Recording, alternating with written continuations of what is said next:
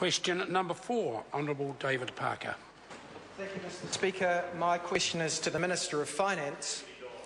Did the Treasury provide advice as to whether he should support or oppose overruling the Commerce Commission's draft determination on copper broadband pricing, given that the Treasury had previously advised against subsidising big business, such as the $30 million Tiwai subsidy, which has no economic justification, end quote?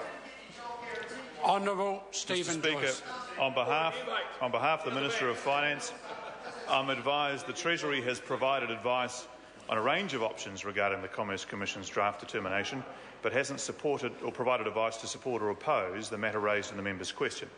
The Treasury has supported the Government's decision to bring forward the legislative review of the Telecommunications Act and to set the implementation date for the unbundled bitstream access price to November 2015.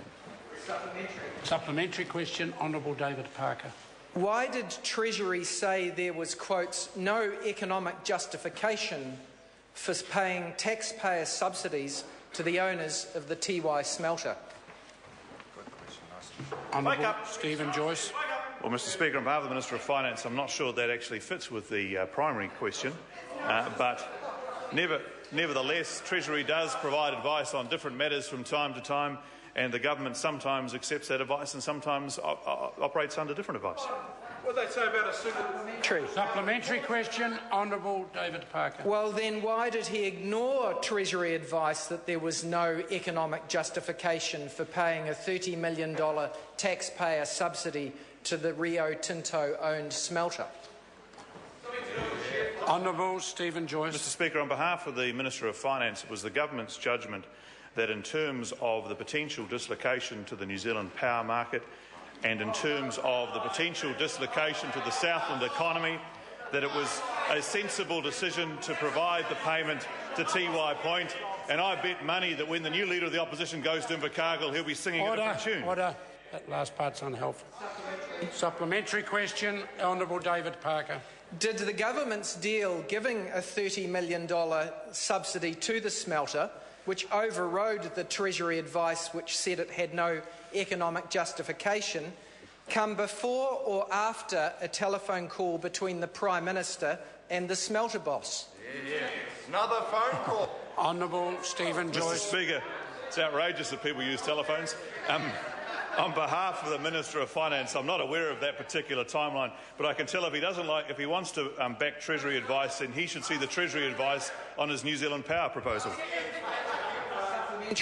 Supplementary question, Honourable David Parker. Did the Minister of Economic Development seek approval of the Minister of Finance before he pressured Vodafone, Fed Farmers and 2 Degrees not to join the copper tax campaign?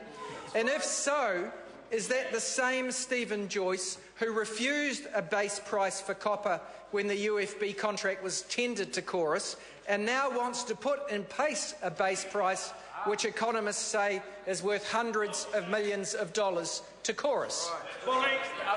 Honourable Order. Honourable Stephen Joyce. Mr. Speaker, on behalf of the Minister of Finance, I do talk with the Minister of Economic Development from time to time. I find him particularly agreeable. We tend to agree, particularly today, on most things. Mr. Speaker, I disagree with the member's characterisation of my friend, the Minister of Economic Development, and his conversations with those 3 parties. The Minister of Economic Development explained to those 3 parties what was actually involved, because the Copper Tax campaign is actually not honest. There is no subsidy proposed for Chorus. The Chorus contract is not being changed to increase their revenues, and the Government is not introducing a copper tax. Question number 5, Chris Ockenball. Thank you, Mr. Speaker. My question is to the Minister for ACC and reads,